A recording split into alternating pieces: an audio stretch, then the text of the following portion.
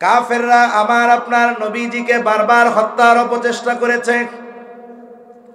নবীজি নামাজে সেজদায় উটের নাড়ি ভুড়ি এনে নবীজির উপরে চাপিয়ে দেওয়া হয়েছে যেন শ্বাস বন্ধ হয়ে মারা যায়। নবীজিকে পেছন দিক দিয়ে কাপড় দিয়ে পেঁচিয়ে ধরা হয়েছে গলা, যেন শ্বাস রুদ্ধ হয়ে মারা যায়। আবার সকল গোত্রের এক একজন প্রতিনিধি নিযুক্ত করা হয়েছে নবীজিকে হত্যা করার জন্য। তার মানে কাফেররা বারবার আমার আপনার নবীকে হত্যার প্রচেষ্টা করেছে ঠিক, কিন্তু ওই কাফেররা কখনো আমার আপনার নবীর চারিত্রিক ব্যাপারে অপবাদ দেওয়ার দুঃসাহস করে না। সিরাতের কিতাবে কথা কেউ দেখাতে পারবে না যে আবু জেহেল, উতবা, সাইবা কখনো আমার আপনার নবীর ব্যাপারে এই কথাটা বলেছে যে মুহাম্মদ নবুয়তের আগে একটা মিথ্যা কথা বলেছে। এটা কাফেররাও বলতে পারবে না। কাফেররা মানুষদেরকে নবীর থেকে দূরে সরানোর জন্য নবীর ব্যাপারে 4টা শব্দ ব্যবহার করত। 4টি শব্দ নবীর ব্যাপারে ব্যবহার করত। রাসূলুল্লাহ সাল্লাল্লাহু আলাইহি ওয়াসাল্লাম নবুয়তের পরে গোপনে দাওয়াত দিয়েছেন 3 বছর। কয় বছর? জোরে কোন, আরো জোরে বলেন, কয় বছর? 3 বছর গোপনে দাওয়াত দেবার পর আল্লাহ তাআলা ওহী নাজিল করেন। আল্লাহ তাআলা বলেন, ওয়া আনযির আশীরাতাকাল আকরাবিন। আল্লাহ রাব্বুল আলামিন বলেন, পয়গম্বর এখন আর গোপনে দাওয়াত চলবে না। আপনি আপনার পাড়া প্রতিবেশী, বন্ধু বান্ধব, আত্মীয় স্বজন যারা আছে সকলকে প্রকাশ্যে সতর্ক করেন, দাওয়াত দেন। নবীজি চিন্তা করলেন এই কথাগুলো একত্রে সব মানুষের কাছে কেমনে পৌঁছানো যায়। এখন তো আধুনিক জামানা, আমি আপনি যদি আমার আপনার কোনো কথা একত্রে আমার সব পরিচিত বন্ধু বান্ধবের কাছে পৌঁছাতে চাই, ফেসবুকের মধ্যে একটা স্ট্যাটাস দিয়ে দিলে মুহূর্তের ভিতরে আমার আপনার কথাগুলো সব বন্ধুদের কাছে পৌঁছিয়ে যায় কি যায় না? ওই সময়ে তো আর এই সিস্টেম ছিল না, তবে সিস্টেম একটা ছিল। মক্কাবাসীর কাছে একটা পাহাড় ছিল, ওই পাহাড়ের একটা মর্যাদা, গ্রহণযোগ্যতা ছিল। সেই পাহাড়ের নাম হলো আবু কুবাইস পাহাড়। আবু কুবাইস পাহাড়ের একটা বৈশিষ্ট্য ছিল, ওই পাহাড়ে উঠে যদি কোনো ব্যক্তি, হোক সে ধনী, হোক সে গরিব, হোক সে পরিচিত, হোক বা অপরিচিত, ওই ব্যক্তি হোক আরবি অথবা হোক অনারবি, হোক সাদা হোক বা কালো, যে কোনো একজন ব্যক্তি যদি ওই পাহাড়ে উঠে মক্কাবাসীর কাছে কোনো বিষয়ের জন্য সাহায্য চাইতো, ওয়া বারাকা ওয়া সাল্লামা তাসলিমান কাসীরান কাসীরা। أما بعد فأعوذ بالله من الشيطان الرجيم. بسم الله الرحمن الرحيم. لقد كان لكم في رسول الله أسوة حسنة لمن كان يرجو الله واليوم الآخر وذكر الله كثيرا. وقال رسول الله صلى الله عليه وسلم إنما بعثت لأتمم مكارم الأخلاق أو كما قال النبي صلى الله عليه وسلم. صدق الله العلي العظيم وصدق رسوله النبي الكريم. ونحن على ذلك من الشاهدين والشاكرين والحمد لله رب العالمين سبحانك لا علم لنا إلا ما علمتنا إنك أنت العليم الحكيم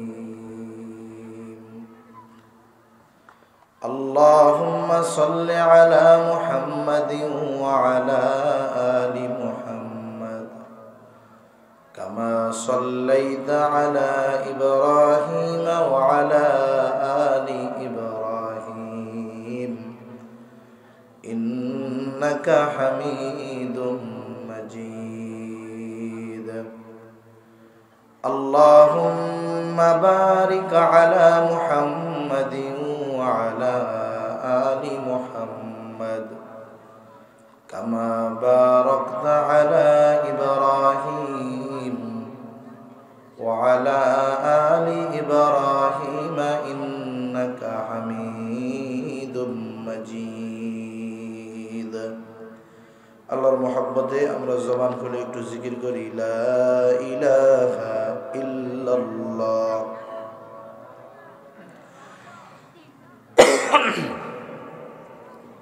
পারেন লা ইলাহা ইল্লাল্লাহ? পারেন আপনারা? পারেন তো?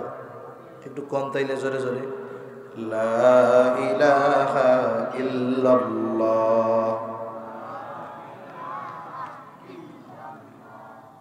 লা ইলাহা ইল্লাল্লাহ লা ইলাহা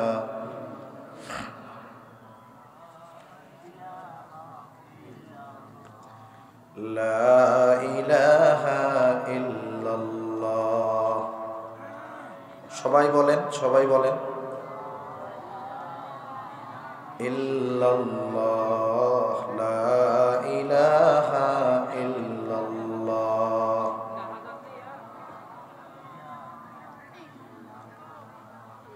লা ইলাহা ইল্লাল্লাহ লা ইলাহা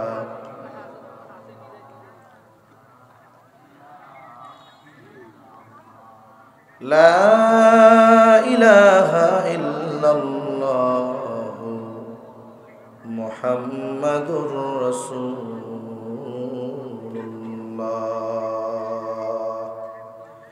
সাল্লাল্লাহু আলাইহি ওয়াসাল্লাম। আলহামদুলিল্লাহ, ঐতিহ্যবাহী কক্সবাজার জেলার অন্তর্গত ঈদগাঁও থানাধীন ইসলামী যুব কল্যাণ ছাত্র সংগঠন এর উদ্যোগে চান্দেরঘোনা সিরাত ময়দানে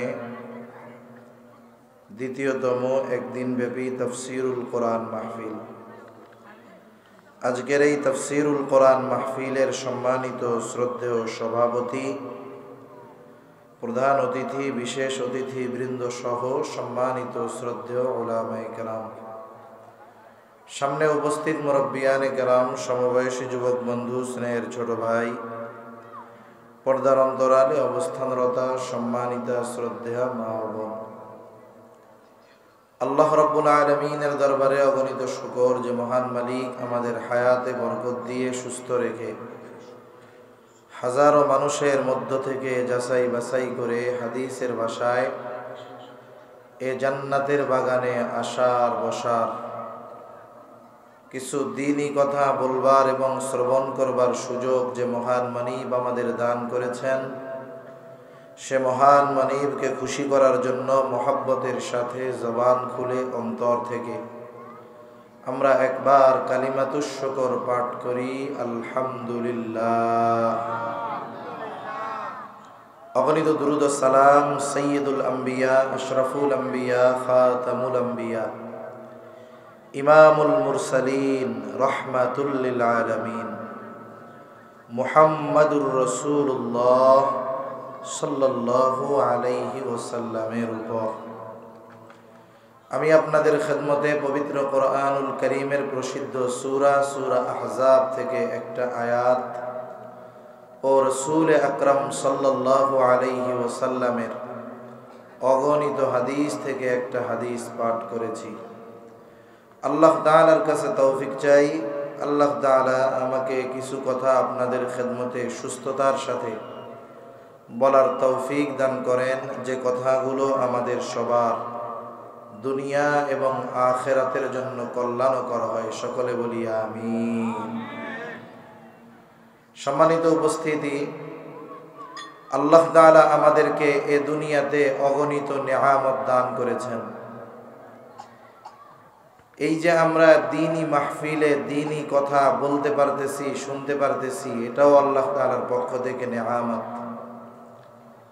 পৃথিবীর অনেক মুসলিম দেশ আছে, ওই সমস্ত মুসলিম দেশেও এইভাবে প্রকাশ্যে খোলা ময়দানে দ্বীনি মাহফিল, দ্বীনি প্রোগ্রাম আয়োজন করা সম্ভব হয় না।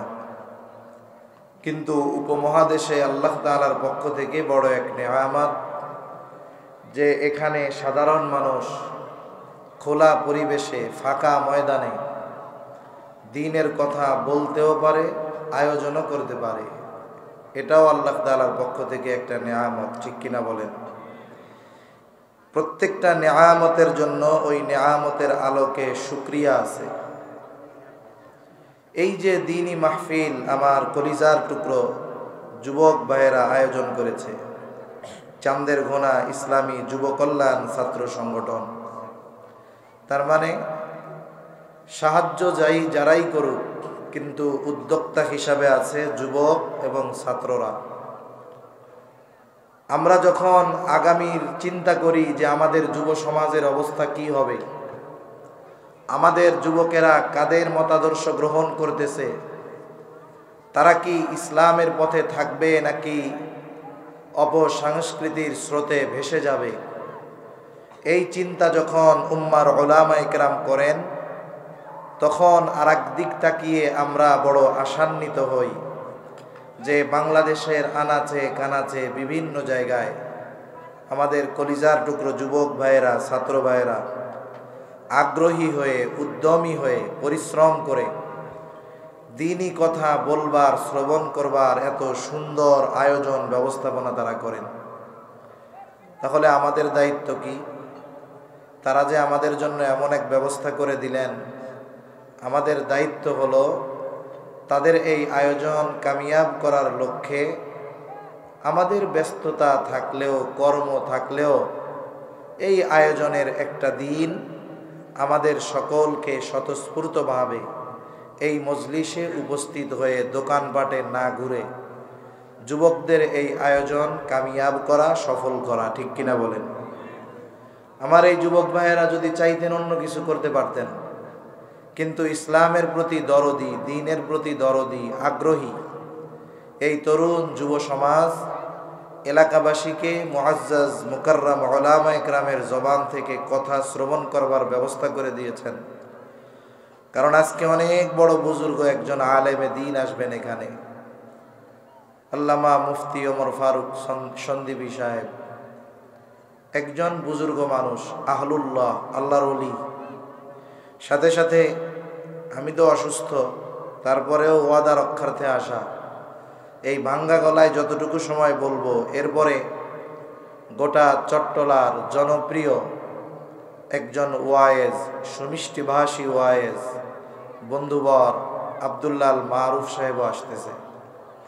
এজন্য আমাদের যত ব্যস্ততা, যত কর্ম থাক না কেন, আমরা একটু ফারিগ হয়ে সময় নিয়ে এখানে বসে আল্লাহর ওলির সাথে আখেরি মোনাজাত করে বাড়িতে ফিরবো। সকলে জবান খুলে বলেন ইনশাআল্লাহ। বলা যায় না কার দোয়া কবুল হয়ে যায়, কার ওসিলায় কার দোয়া কবুল হয়, বলা যায় না। তা সর্বোপরি দোয়া করি আমার ছাত্র যুবক ভাইদের জন্য যে আল্লাহ তাআলা তাদের এই আয়োজন কবুল করুক। আল্লাহ তাআলা তাদের সকলকে আগামীর রাহবার হিসাবে, দ্বীনের খাদেম হিসাবে আল্লাহ কবুল করুক। সকলে বলি আমিন। সম্মানিত উপস্থিতি, আমি যে আয়াতখানা আপনাদের খেদমতে তিলাওয়াত করেছি, উক্ত আয়াতের মধ্যে আল্লাহ তাআলা মূলত রাসূল আকরাম সাল্লাল্লাহু আলাইহি ওয়াসাল্লামের আদর্শকে সার্বজনীন হিসাবে সাব্যস্ত করেছেন। শুরুতে একটা কথা বইলা নেই, কয়েকদিন যাবৎ বিগত সময় আমি খুব অসুস্থ ছিলাম। ঠান্ডার থেকে এমন কাশি হয়েছে যে কথা বলতে পারতাম না। কথা শুরু করছি তো 2-3 মিনিট ধরে কাশি চলতেছে, এরকম অবস্থা হয়ে গেছে। তো আলহামদুলিল্লাহ আজকে আমি একটু অন্যান্য দিনের তুলনায় ভালো অনুভব করতেছি, আলহামদুলিল্লাহ। এরপরেও যদি অসুস্থতাজনিত কারণে একটু কাশি টাশি আসে, আপনারা একটু বেজার হইয়েন না, রাগ হবেন নাকি, একটু ধৈর্যের সাথে সময় দেওয়া যাবে না ইনশাআল্লাহ। তাহলে আল্লাহ তাআলা রাসূল সাল্লাল্লাহু আলাইহি ওয়াসাল্লামের চরিত্রকে সার্বজনীন হিসাবে ঘোষণা করেছেন। নবীজির চরিত্র কেমন, আরেকটা জিনিস আমাদের মনে রাখতে হবে, আমরা যদি নববী চরিত্রে চরিত্রবান না হই, আমরা যদি আমাদের চরিত্রকে পরিশুদ্ধ না করি, আমরা বলি না যে নতুন করে স্বাধীনতা অর্জিত হয়েছে, জালেমের পতন হয়েছে, এখন আমরা আল্লাহর কাছে কি চাই? আমি তো দোয়ার মধ্যে বলি যে আল্লাহ আমাদেরকে একজন ন্যায়পরায়ণ আমানতদার শাসক দান করেন, যিনি রাষ্ট্রকে আমানত মনে করবেন, নিজের বাপের নিজের স্বামীর মনে করবেন না, মনে করবেন এই দেশ সবার। সাথে সাথে এও বলি আল্লাহ ন্যায়পরায়ণ একজন শাসক দেন, যাতে কেউ মাজলুম না হয়, একেবারে প্রত্যন্ত অঞ্চলের একেবারে গরিব মানুষটাও যেন ন্যায় বিচার পায়, এমন একজন শাসক দান করেন। এরকম শাসক আমরা সবাই চাই কি চাই না? বলেন তো, এইরকম সচ্চরিত্রবান শাসক যদি আমরা চাই, আমাদেরকেও তো সচ্চরিত্রবান হওয়া দরকার। আমরা যদি সচ্চরিত্রবান না হই তাহলে কি হবে? শাসকের চেয়ারে চেহারার পরিবর্তন হবে কিন্তু চরিত্রের পরিবর্তন হবে না। দেখবেন লোহা পিটাইলে একটা আওয়াজ হয়, কি কয় গন্ত? যেই সেই। লোহা পিটাইলে কি কয়? লোহা বলে যেই সেই, পিটাওয়ার যা করো আমি লোহাই আছি। তাহলে আমরা যদি পরিবর্তনের জাগরণ না তুলি, নিজেরা যদি পরিবর্তন না হই, তাহলে কিন্তু আমাদের ন্যায়পরায়ণ আমানতদার শাসক আমাদের নসিবে আসবে না। এজন্য আমাদের স্লোগান হবে যে আমরা আমাদের চারিত্রিক পরিবর্তন আনব, সাথে সাথে এমন শাসকের জন্য আল্লাহর কাছে দোয়া করব যিনিও সৎ চরিত্রের অধিকারী, ঠিক কিনা বলেন? আর এই সৎ চরিত্র যদি অর্জন করতে হয়, রাসূলুল্লাহ সাল্লাল্লাহু আলাইহি ওয়াসাল্লামের আদর্শ চরিত্র অনুসরণ ব্যতি রেখে সম্ভব নয়। তাহলে যে কথা বলতেছিলাম, আল্লাহ তাআলা আমার আপনার নবীজির চরিত্রকে সার্বজনীন চরিত্র বলে অভিহিত করেছেন। কেন? বলে নবীর চরিত্র হলো এমন এক চরিত্র, এই চরিত্র যদি কোনো অমুসলিম ধারণ করে তাহলে সে দুনিয়ার জগতে সফল হয়ে যায়। আর যদি কোনো ইমানদার আমার আপনার নবীর চরিত্রকে ধারণ করে, বলে তার দুনিয়া আখিরাত উভয় জাহান সফল হয়ে যায়। কেমন চরিত্র আমার আপনার নবীর? আপনাদের এলাকার সবচাইতে বড় ভালো মানুষ, বুজুর্গ মানুষ, তারও অনেক সময় চারিত্রিক সত্যায়ন পত্রের দরকার হয়, চারিত্রিক সনদের। দেখা যায় যে এক এলাকার সবচাইতে বড় সচ্চরিত্রবান ব্যক্তি, তার চরিত্রের সার্টিফিকেট যার কাছ থেকে আনতে গেছে, সে হলো ওই এলাকার সবচাইতে নিকৃষ্ট চরিত্রের অধিকারী। হয় কি হয় না এরকম? গোমসর যত রকমের চুরি সব আছে, এর কাছ থেকে গিয়ে আনতে হয় একজন বুজুর্গের চরিত্রের সার্টিফিকেট, সনদ। কিন্তু আমার আপনার নবীজির চারিত্রিক সত্যায়ন নবুয়াতির আগে তো কাফেররাই দিয়েছে, নবুয়াতির পরে আল্লাহ তাআলা আমার আপনার নবীজির চারিত্রিক সত্যায়ন কোরআনুল কারীমে দিয়েছেন। আল্লাহ তাআলা কি বলেন? আল্লাহ তাআলা বলেন, ওয়া ইন্নাকা লাআলা খুলুকিন আযীম। আপনি মহান চরিত্রে অধিষ্ঠিত। নবীজির চরিত্রকে মহান বলে অভিহিত করেছেন কে? জবান খুলে বলেন। আরো জোরে বলেন কে? আল্লাহ। আরেকটা বিষয় হলো নবীর চরিত্র যে নবুয়তির পরে সুন্দর ছিল, আগে সুন্দর ছিল না, বিষয়টা কিন্তু এমন নয়। বরং নবীজির চরিত্র নবুয়তির আগেও যেমন পরেও তেমন, পরেও যেমন আগেও তেমন। তাহলে তফাৎ কোথায়? একটা উদাহরণ দিলে বুঝতে সহজ হবে। মনে করেন এক ব্যক্তি সৌদি আরব থেকে একটা স্বর্ণের বার আনছে, গোল্ড বিস্কিট। 10 বছর আগে ওই স্বর্ণের বার এনে ওইটাকে ঘরের মধ্যে আলমারির মধ্যে ঢুকিয়ে রাখছে। বলেন তো 10 বছর পরে ওই ব্যক্তি যখন তার স্বর্ণের বারটা বের করবে, 10 বছর আগে ওই স্বর্ণের বারটা যেমন চকচকা ছিল, 10 বছর পরে ওই রকম চকচকা থাকবে নাকি? থাকবে না।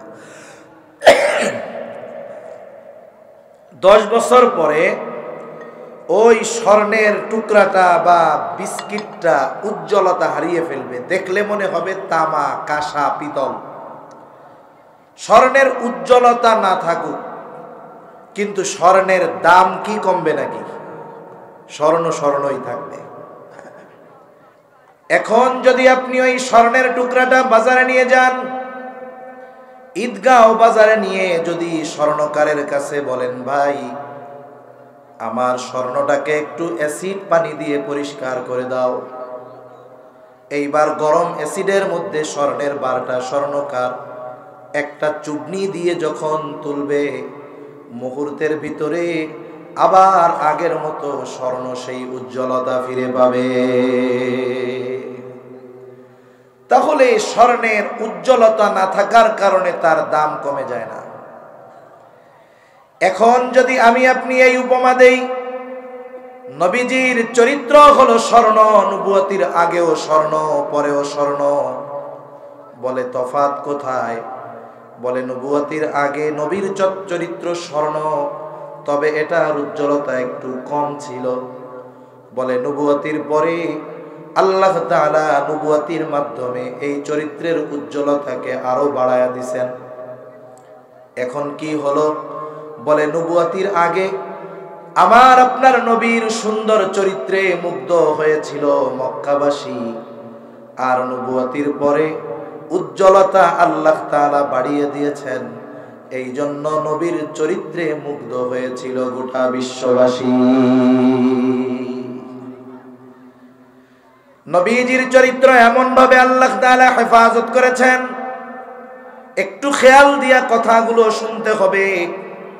বলে শরীয়তে ইসলামে যত কিছু নিষেধ আছে, হারাম আছে, এই নিষিদ্ধ কোনো বিষয় নবুয়তির আগে আমার আপনার নবীর দ্বারা কখনোই সংগঠিত হয় নাই। তার মানে শরীয়তে যত হারাম আছে, কোনো হারাম কাজ আল্লাহ তাআলা আমার আপনার নবীর মাধ্যমে নবুয়তির পরে তো বহুদূর, নবুয়তির আগেও কখনো আল্লাহ তাআলা সংগঠিত হতে দেন না। অনেক জিনিস আছে যেগুলো নবুয়তির পর পর হারাম হয় নাই, বরং অনেক পরে হারাম হয়েছে। যেমন মদ পান, এটা নবুয়তির পরপরই হারাম হয় নাই, অনেক পরে হারাম হয়েছে। নবুয়তির পরেও সাহাবায়ে কেরাম মদ পান করতেন, কারণ তখনও শরীয়তে হারাম হয় নাই। কিন্তু কেউ কথা বলতে পারবে না যে মদ তো হারাম হয় নাই, তাহলে নবীজিও নবুয়তির পরে মদ পান করছেন, কথা কেউ বলতে পারবে না। আরে নবুয়তির পরে তো বহুদূর, নবুয়তির আগেও আমার আপনার নবী কোনদিন মদ স্পর্শ করেও ধরেন নাই, সুবহানাল্লাহ বলেন, টাচ করেও দেখেন নাই, পান করা তো বহুদূর। আল্লাহ তাআলা নবীকে হেফাজত করেছেন কেমনে? নবুয়তির আগে আল্লাহ তাআলা ওই সমস্ত বিষয় থেকে নবীকে হেফাজত করেছেন যেগুলো নবুয়তির পরে আল্লাহ হারাম করেছেন। কেমনে? একটা উদাহরণ দিই। নবীজি সাল্লাল্লাহু আলাইহি ওয়াসাল্লাম বলেন, মক্কার মধ্যে একটা বড় বিবাহের আয়োজন হলো, সারা মক্কাবাসীকে দাওয়াত দেওয়া হলো। সবার সাথে সেই দাওয়াতে আমিও অংশগ্রহণ করলাম। নবীজি তখন ছিলেন বালক, 10-11 বছর বয়স। ওই বিবাহের মূল আকর্ষণ ছিল রাতের বেলা খাবার দাবারের পর সারা রাত ব্যাপী নাচ গানের অনুষ্ঠান হবে খোলা ময়দানে। সবাই খাবার দাবার শেষ করে অপেক্ষমান, কখন ডাক আসবে, কাঙ্ক্ষিত অনুষ্ঠান মানুষে দেখবে, উপভোগ করবে। সবাই অপেক্ষা করতেছে। ইতিমধ্যে একজন আহ্বানকারী এসে আহ্বান করতেছে, তোমরা সকলে দ্রুততার সাথে ওই জায়গায় একত্রিত হও, এখনই ওইখানে নাচ গানের অনুষ্ঠান শুরু হয়ে যাবে। আপনাদের অঞ্চলে হয় নাকি বিবাহ উপলক্ষে নাচ গান? হয়। এগুলো খুব ফালতু কাজ, জাহেলিয়াতের সময়ের কাজ। আমাদের দেশে বিবাহ পরবর্তী সাংসারিক জীবন অধিকাংশ ব্যক্তির দেখি শান্তি থাকে না, অশান্তি। এর কারণ কি? বলে বিবাহ অনুষ্ঠানে ইসলামিক কাজ হয় ছোট্ট একটু। ইসলামের কাজ কোনটুকু হয় জানেন? হুজুররে ডাইকে আইনা খুতবা দিয়া বিয়া পড়ানো, এইটুক ইসলামের আলোকে হয়। এরপরে তাড়াতাড়ি পোলাপান হুজুরে কয়, হুজুর আপনি তাড়াতাড়ি যান গা, এখন আমাকে কাম আছে। বুঝেন নাই কথা? বাকি সব যা হয় অন ইসলামিক কাজ। মেয়ে দেখা থেকে নিয়ে শুরু করে, বাছাই করা থেকে শুরু করে, ওই ছোট্ট একটু কাজ শুধু ইসলামের আলোকে হয়, আর বাকি সব অমুসলিমদের রীতিনীতি অনুসরণ করে হয়। ঠিক কিনা বলেন? এজন্য কোটি টাকার কাবিন হয়, মাগার বিবাহ টিকে না। মনে রাখতে হবে, বিবাহ একটা ইবাদত। নবীজি বিবাহ করেছেন, বিবাহ কিভাবে উম্মত করবে এর দিক নির্দেশনা নবীজি রেখে গিয়েছেন। এজন্য সুন্নাহ পদ্ধতি বাদ দিয়ে বিবাহ করে, বিবাহ দিয়ে শান্তি যদি তালাশ করা হয়, এটা কেমন যেন কচু গাছ লাগায়া ফার্নিচার বানানোর আশা করা। এজন্য বিবাহগুলো গুনাহমুক্ত হতে হবে। বিবাহগুলো কি মুক্ত হতে হবে জোরে বলেন? একেবারে শুরু থেকে A to Z গুনাহমুক্ত হতে হবে। যাই হোক, বিবাহ সম্পর্কিত আলোচনা করলে আমি সব কথা বলতাম, কিন্তু আমি তো অন্য বিষয় বলতে চাচ্ছি। এখন সবাইকে ডাক যখন দিছে, দৌড় শুরু করছে সবাই। কারণ কি? বলে আগে গেলে আগে বসা যাবে, ভালো মতো দেখা যাবে, শোনা যাবে। নবীজি বলেন, আমার সাথে যারা এরাও আমাকে ডাকতেছে, মুহাম্মদ তাড়াতাড়ি চলো, আগে না গেলে কিন্তু জায়গা পাওয়া যাবে না। নবীজি বলেন, ওরা তো আমাকে তাদের সাথে যাওয়ার জন্য ডাকে, আর আমার দু চোখ জুড়ে ঘুম চলে এসেছে, আমার দেহটা কেমন যেন দুর্বল হয়ে আসছে। এই অবস্থা দেখে আমাকে রেখে ওরা চলে গেল। আমার দু চোখ জুড়ে ঘুম, আমি বাড়ির এক কর্নারে গিয়ে ঘুমিয়ে পড়লাম, শুয়ে পড়লাম। সারা রাত ঘুমে কেটে গেল, কিছুই আমি টের পাই নাই, কোনো আওয়াজ আমার কানে আসে নাই। সকাল হয়ে গেছে, সূর্য উঠে গেছে। যখন সূর্যের আলো আমার চোখের উপরে পড়েছে, আমার ঘুম ভেঙেছে। এরপরে আমি সজাগ হয়েছি, ওই যে আমার চোখে তন্দ্রা এসেছিল, ঘুম এসেছিল, ওর পর থেকে ঘুম ভাঙার আগ পর্যন্ত এই বাড়িতে কি হয়েছে এর কিছুই আমি টের পাই না। আল্লাহ তাআলা কেন হেফাজত করেছেন? মুফাসসিরিনে কেরাম বলেন যে কোন কাফেররা যেন এই কথা না বলতে পারে যে নবুয়াতির পরে নবী বলছে বাদ্যযন্ত্র হারাম। কাফেররা যেন এই কথা না বলতে পারে, মুহাম্মদ তুমি তো কিছুদিন আগে আমাগো লগে গান শুনছিলা, কোরআনে নাজিল হলো মদ হারাম, নবীজি ঘোষণা করে দিলেন মদ হারাম। কাফেররা যেন এই কথা বলতে না পারে, মুহাম্মদ এখন তুমি মদ হারাম বলতেছো, অথচ কয়দিন আগে তুমিও তো মদ পান করেছিলে। এই কথাটুকুও যেন কাফেররা আমার আপনার নবীকে না বলতে পারে। এই জন্য আল্লাহ তাআলা নবুয়াতির পরে যেই সমস্ত বিষয় শরীয়তে ইসলামে নিষিদ্ধ করেছেন, এমন কোন কাজ নবুয়াতির আগে আমার আপনার নবীর দ্বারা আল্লাহ সংগঠিত হতে দেন নাই। সুবহানাল্লাহ। কথা কি বুঝেন? সজাগ আছেন তো আপনারা? যারা আছেন সজাগ আছেন? কথা কন না, তাকবীর দেন একটা, নারায়ে তাকবীর। লাইট একটা চোখের দিক, আমি আপনাকে ভালো মতো দেই না, দুইটা সাইডে হইলে দেখা যাইতো আর কি। আরো জোরে তাকবীর, নারায়ে তাকবীর। ঠিক আছে, চলবে। তাহলে নবীর চরিত্র কেমন? বলে নবুয়তির আগেও যেমন পরেও তেমন। কাফেররা আমার আপনার নবীজিকে বারবার হত্যার অপচেষ্টা করেছে। নবীজি নামাজে সেজদায় উটের নাড়ি মুড়ি এনে নবীজির উপরে চাপিয়ে দেওয়া হয়েছে যেন শ্বাস বন্ধ হয়ে মারা যায়। নবীজিকে পেছন দিক দিয়ে কাপড় দিয়ে পেঁচিয়ে ধরা হয়েছে গলা, যেন শ্বাস রুদ্ধ হয়ে মারা যায়। আবার সকল গোত্রের এক একজন প্রতিনিধি নিযুক্ত করা হয়েছে নবীজিকে হত্যা করার জন্য। তার মানে কাফেররা বারবার আমার আপনার নবীকে হত্যার প্রচেষ্টা করেছে ঠিক, কিন্তু ওই কাফেররা কখনো আমার আপনার নবীর চারিত্রিক ব্যাপারে অপবাদ দেওয়ার দুঃসাহস করে না। সিরাতের কিতাবে কথা কেউ দেখাতে পারবে না যে আবু জেহেল, উতবা, সাইবা কখনো আমার আপনার নবীর ব্যাপারে এই কথাটা বলেছে যে মুহাম্মদ নবুয়তির আগে একটা মিথ্যা কথা বলেছে। এটা কাফেররাও বলতে পারবে না। কাফেররা মানুষদেরকে নবীর থেকে দূরে সরানোর জন্য নবীর ব্যাপারে 4টা শব্দ ব্যবহার করত। 4টি শব্দ নবীর ব্যাপারে ব্যবহার করত। রাসূলুল্লাহ সাল্লাল্লাহু আলাইহি ওয়াসাল্লাম নবুয়তির পরে গোপনে দাওয়াত দিয়েছেন 3 বছর। কয় বছর? জোরে কোন, আরো জোরে বলেন, কয় বছর? 3 বছর গোপনে দাওয়াত দেবার পর আল্লাহ তাআলা ওহী নাজিল করেন। আল্লাহ তাআলা বলেন, ওয়া আনযির আশীরাতাকাল আকরাবিন। আল্লাহ রাব্বুল আলামিন বলেন, পয়গম্বর এখন আর গোপনে দাওয়াত চলবে না। আপনি আপনার পাড়া প্রতিবেশী, বন্ধু বান্ধব, আত্মীয় স্বজন যারা আছে সকলকে প্রকাশ্যে সতর্ক করেন, দাওয়াত দেন। নবীজি চিন্তা করলেন এই কথাগুলো একত্রে সব মানুষের কাছে কেমনে পৌঁছানো যায়। এখন তো আধুনিক জামানা, আমি আপনি যদি আমার আপনার কোনো কথা একত্রে আমার সব পরিচিত বন্ধু বান্ধবের কাছে পৌঁছাতে চাই, ফেসবুকের মধ্যে একটা স্ট্যাটাস দিয়ে দিলে মুহূর্তের ভিতরে আমার আপনার কথাগুলো সব বন্ধুদের কাছে পৌঁছিয়ে যায় কি যায় না?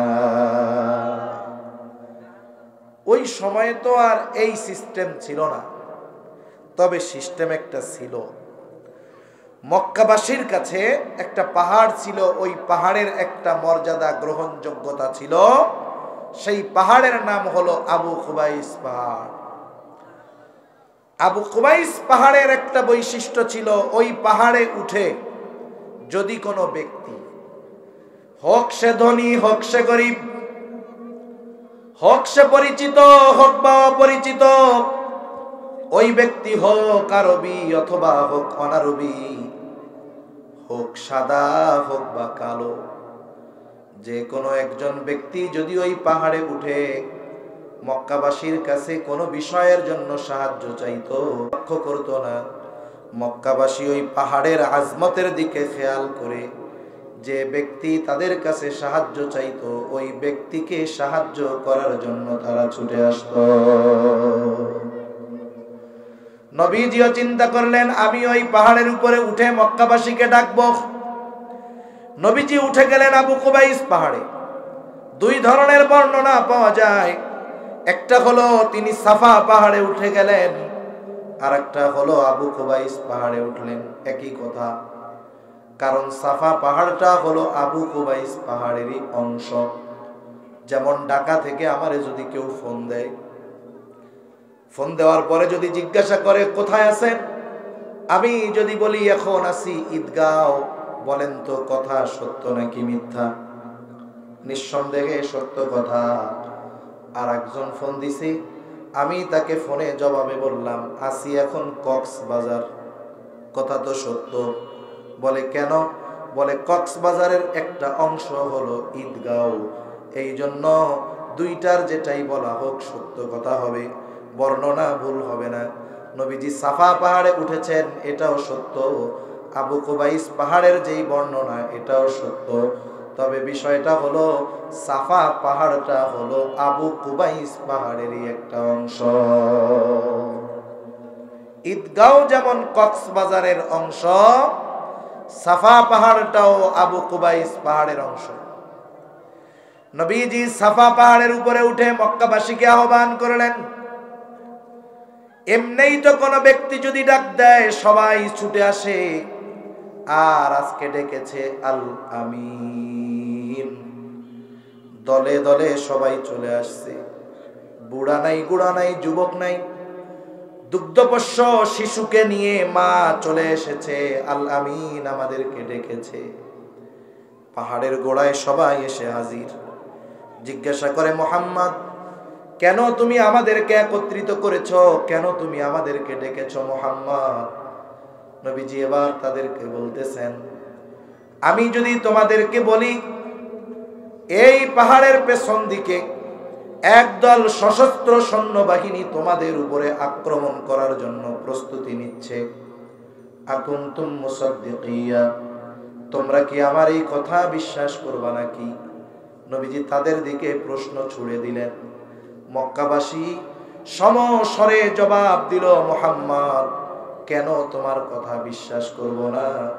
কারণ ইতিপূর্বে তোমাকে আমরা সত্যবাদী পেয়েছি, তুমি ইতিপূর্বে আমাদের সাথে কখনোই মিথ্যা কথা বলো না। সুবহানাল্লাহ বলবেন না? একটা মানুষ 43 বছরে মিথ্যা কথা বলে নাই, আপনাদের কাছে মনে হয় আজীব লাগে না? আর আমাদের তো সকালবেলা ঘুমই ভাঙে না মিথ্যা কথা না বললে, কথার কথা আর কি।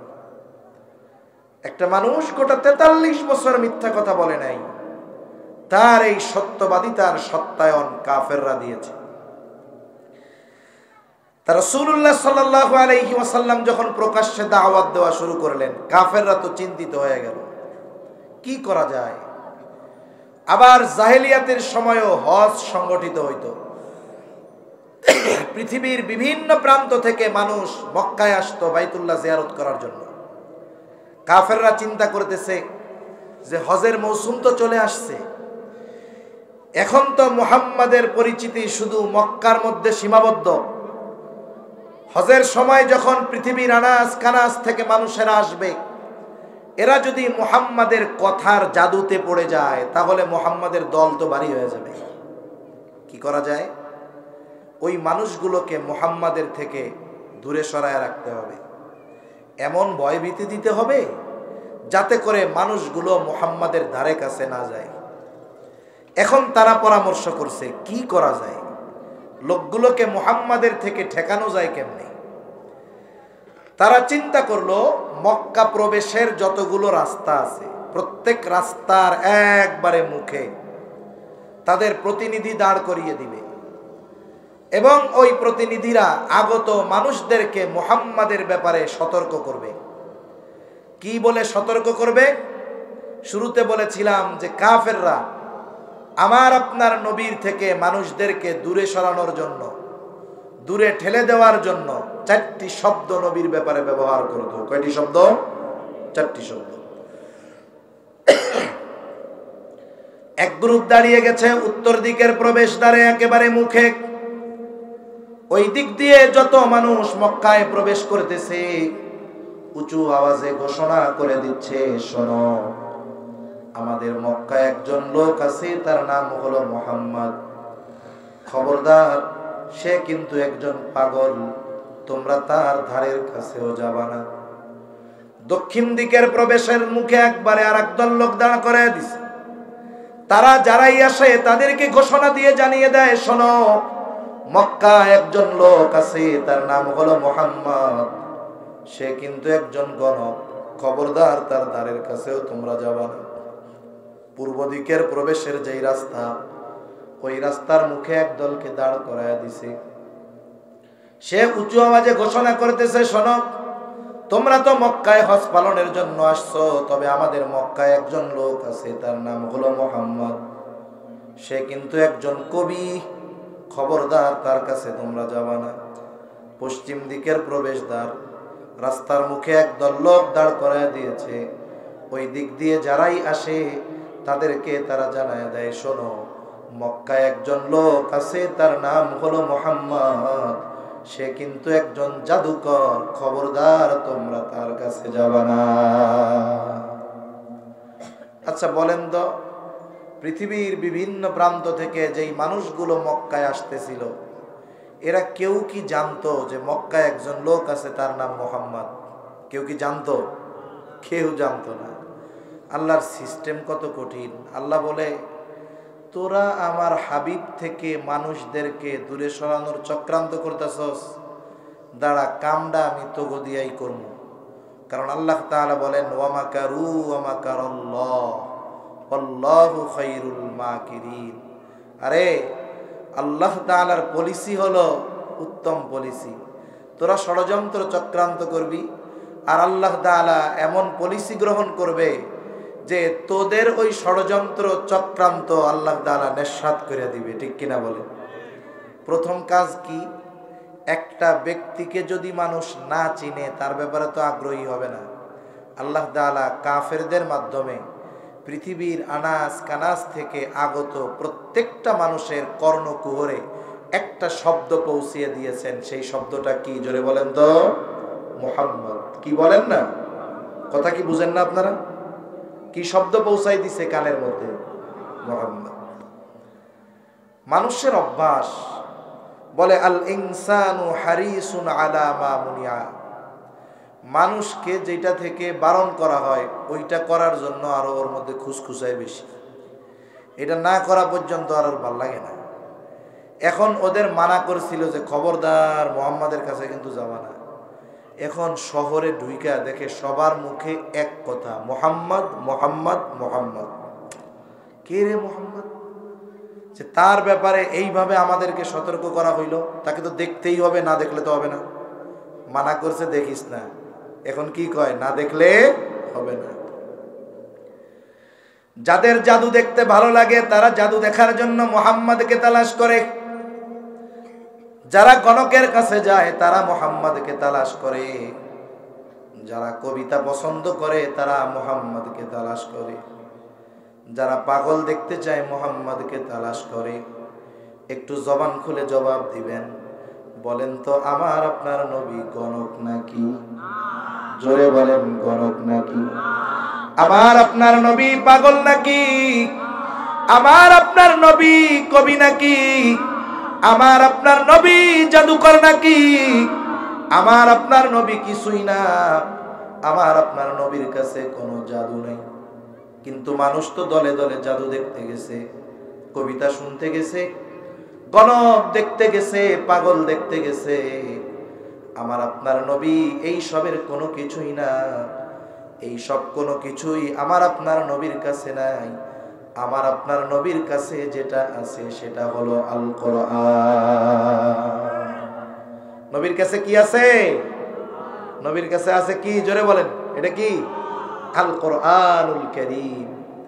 সেজন্য নবীর কাছে যে যায় নবী তারে কোরআন শোনায়া দেয়, নবী তাকে কোরআন শোনায়া দেয়। এই যে শীত মৌসুম, আপনাদের কক্সবাজারেও হয়তো হবে আন্তর্জাতিক কেরাত সম্মেলন হবে। হয়েছে নাকি এখনো একটাও? আরো হবে সামনে। পৃথিবীর বিভিন্ন প্রান্ত থেকে কারি সাহেবরা আসবেন, তাদের সুললিত কণ্ঠে কোরআনের তিলাওয়াত শোনাবেন। ওই কেরাত সম্মেলনে শুধু যে আলেমরা যায় তা না, মূর্খ মানুষও যায়। যে কোরআন পড়তে পারে না সেও যায়, কোরআন বুঝে না সেও যায়। কিন্তু বলেন তো, পড়তে পারুক আর না বুঝুক, কোরআন শুইনা মজা লাগে কি লাগে না? লাগে। কতজন কোরআন তিলাওয়াত শুইনা আইসা অভিযোগ দেয়। কি অভিযোগ দেয়? আইসা বলে, হুজুর বুঝলাম না, এই যে কেরাত মাহফিলে কেরাত পড়তে কারি সাহেবরা আসে, হুজুররা আসে, হুজুর একে মুখ হয় না, দাড়ি নাই। কি বলে? একটা অভিযোগ দিচ্ছে আর কি। কি নাই? দাড়ি নাই। এর দ্বারা এই মানুষগুলো দাড়ির প্রতি একটা মহাব্বত ভালোবাসা বোঝায় আর কি। মনে করেন আপনাদের এলাকার একজন মুসল্লি, সে সকালে বিকালে 2 বার শেভ করে যেন দাড়ি না উঠে। এই মুসল্লি মসজিদে গিয়া দেখে ইমামের মুসল্লায় ওনার মতো আর একজন দাঁড়ায় আছে নামাজ পড়ানোর লেগে, হেতেরও দাড়ি নাই। বলেন তো, ওই দাড়িবিহীন মুসল্লি দাড়িবিহীন ইমামের পেছনে নামাজ পড়তে চাইবে? পিটানি লাগাবে। ওই বেড়া তোরে ইমামতি করতে কইছে কিটা, দাড়ি দুড়ির খবর নাই, অথচ নিজেরও কিন্তু দাড়ি নাই। এর দ্বারা কি বোঝা যায় যে এ দেশে একজন আলেম, হুজুর, ইমাম, কারি সাহেব, মুয়াজ্জিন, মাদ্রাসার শিক্ষক, এরা দাড়িবিহীন, এটা এদেশের মানুষ দাড়ি ছাড়া হইলেও, সে নিজের দাড়ি না থাকলেও দাড়িবিহীন হুজুর এটা সে মাইনা নিতে চায় না, ঠিক কিনা বলেন? এটা দাড়ির প্রতি তাদের একটা মর্যাদা, সম্মান, মহব্বতের বহিঃপ্রকাশ। দোয়া করি যাদের দাড়ি নাই আল্লাহ তাদের দাড়ি রাখার তৌফিক দান করেন। এখন আয়েশা আমাদের কাছেও বলে যে হুজুর, কারি সাহেব আনছে বিদেশ থেকে, হুজুর দাড়ি দুড়ি কিচ্ছু নাই। এরপরে কি বলে, বলে দাড়ি নাই তাতে কি হুজুর, যে টান দেয় কোরআন শরীফ মনে হয় যে কলিজাটা ছিড়া নিয়ে চলে গেল, এরকম বলে কি বলে না? কারি সাহেবরা যখন তিলাওয়াত করে, এমনি তো আমি পারি না ওইরকম, আরো গলার অবস্থা তো খারাপ, কাশিতে অবস্থা খারাপ। প্রথম যখন কারি সাহেব ঠান্ডা মাথায় পড়ে না, তিলাওয়াত করে না, ওয়াদ-দুহা ওয়াল-লাইলি ইযা সাজা মা ওয়াদ্দা'আকা রাব্বুকা ওয়া মা ক্বালা, এরকম কয়েকবার পড়ে না? এরপরে চার পাঁচ আয়াত পড়ার পরে এরপরে কানের মধ্যে আঙ্গুল দেয়, তাই না? এরকম ওয়াদ-দুহা ওয়াল-লাইলি ইযা সাজা মা ওয়াদ্দা'আকা রাব্বুকা ওয়া মা ক্বালা, ওয়াইকারি সাহেবের মতো। কিন্তু যখন আবার আর একটু এশকনিয়া টান দেয়, এক টানে সূরা দোহা শেষ।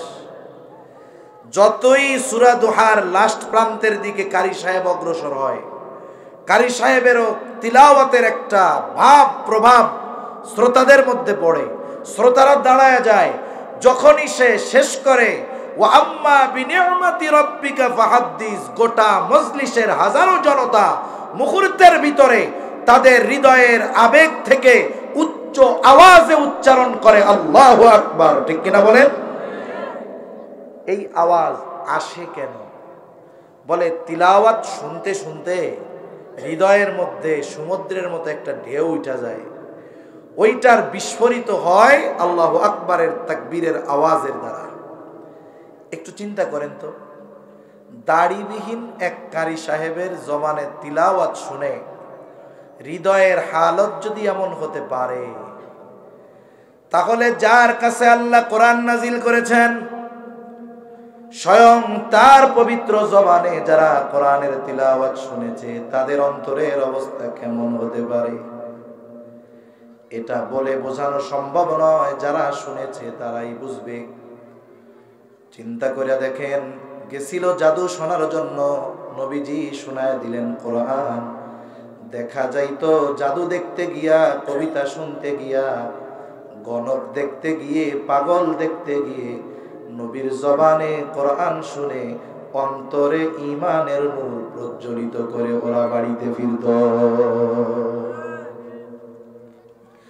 তাহলে কাফেররা আমার আপনার নবীর থেকে মানুষদেরকে ঠেকানোর জন্য যেই চারটা বিষয় নবীর ব্যাপারে বলতো, এই চারটি জিনিস কারো চারিত্রিক ত্রুটির কারণ হতে পারে না। এই জন্য আমার আপনার নবীর চরিত্র হলো স্বর্ণ, নবুয়তির আগেও যেমন পরেও তেমন। কিন্তু আফসোস লাগে তখন যখন দেখি নবীর ওই দুশমনেরা নবীর ব্যাপারে চারিত্রিক অপবাদ দেওয়ার দুঃসাহস করে নাই। কিন্তু ১৫০০ বছর পরে অনেক ক্ষেত্রে মুসলমানের ঘরে জন্ম নিয়ে অনেক মুনাফিক মার্কা, নাস্তিক মার্কা মানুষ আমার আপনার নবীজির চারিত্রিক ব্যাপারে অপবাদ দেওয়ার দুঃসাহস করে। প্রথমত তাদের এই বিষয়টা মনে রাখতে হবে, এটা আমার মতো কোনো সাধারণ মোল্লা না যে আমার ব্যাপারে যদি কেউ চারিত্রিক অপবাদ দেয়। অপবাদ কি? যেটা আমি করি নাই। তাহলে কিছু মানুষ একথা বিশ্বাস করে নিবে যে এটা করলেও করতে পারে, না করলে কইছে নাকি? কিন্তু বলেন তো, এই পৃথিবীর ৫০০ কোটির উপরে আছে অমুসলিম, ২০০ কোটি মুসলমান। ৫০০ কোটি অমুসলিম যদি একযোগে আমার আপনার নবীজির চারিত্রিক ব্যাপারে অপবাদ দিয়ে দেয়, বলেন তো 200 কোটি মুসলমান যার হৃদয়ে ন্যূনতম ঈমান আছে, সেও কি কাফেরদের দেওয়া ওই অপবাদ বিশ্বাস করবে? করবে না, কোনো সংশয় অন্তরে আনবে না। বরং যেইটা সবচাইতে দুর্বল ইমানদার, ও মনে মনে কইব, নবীর বিরুদ্ধে এরকম কইছস, তোরে যদি সামনে পাইতাম, পাড়া দিয়া, গলার মধ্যে পাড়া দিয়া জিহ্বাটা বের করে টান দিয়ে ছিঁড়ে ফেলতাম। ঠিক কিনা বলে? সেজন্য নবীর চারিত্রিক ব্যাপারে অপবাদ দিয়ে এই উম্মতের নবীর প্রতি মুহাব্বত কিয়ামত পর্যন্ত কমানো যাবে। তবে জানার দরকার, কাফেররা কোন কোন বিষয়ে, ইসলাম বিদ্বেষীরা নবীর ব্যাপারে কোন কোন বিষয়ে আপত্তি তুলে, জানা দরকার। এর জবাবও আমাদের জানা দরকার। 1 নাম্বার, নবীর ব্যাপারে তারা যেই অপবাদ দেয়, বলে 25 বছরের যুবক মুহাম্মদ বিবাহ করছে 40 বছরের একজন নারীকে, বলে বিয়াটা করছে সম্পদের লোভে। নাউজুবিল্লাহ বলেন। এত আস্তে, জোরে বলেন নাউজুবিল্লাহ। অথচ ইতিহাস কি বলে? ইতিহাস বলে আমার আপনার নবী খাদিজাকে বিবাহের প্রস্তাব নিজে দেনই নাই। বিবাহের প্রস্তাব এসেছে খাদিজাতুল কুবরার পক্ষ থেকে। লম্বা ইতিহাস, মূল কথাগুলো আমি শুধু আপনাদের খেদমতে বলি। খাদিজাতুল কুবরা 2 জন স্বামী ইন্তেকাল করেছে, 2 স্বামীর ঘর করেছেন, 2 জনই ইন্তেকাল করেছেন। 2 স্বামীর মৃত্যুর পর খাদিজা দৃঢ় প্রতিজ্ঞাবদ্ধ হলেন, তিনি আর বিবাহ শাদী করবেন না। স্বামীদের থেকে পাওয়া কিছু সম্পদ আর পিতার কিছু সম্পদ দিয়ে খাদিজা ব্যবসা শুরু করে দিলেন।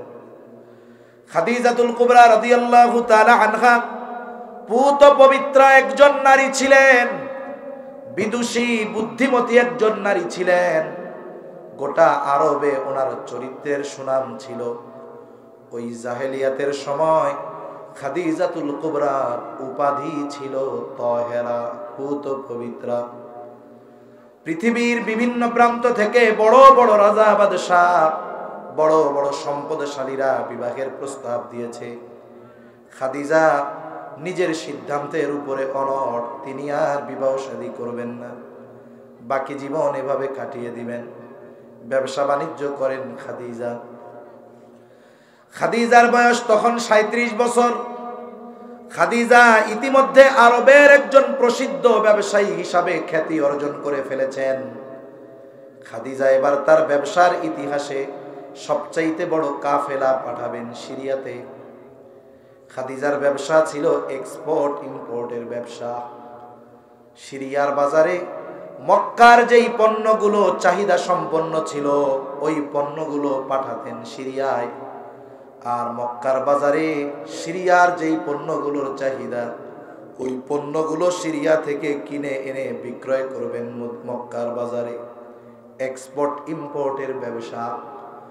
এত বড় কাফেলা, এর জিম্মাদার হিসাবে একজনকে খাদিজা তালাশ করতেছে, যে একজন বিশ্বস্ত আমানতদার লোক দরকার, যাকে এই কাফেলার জিম্মাদারি দেওয়া যায়।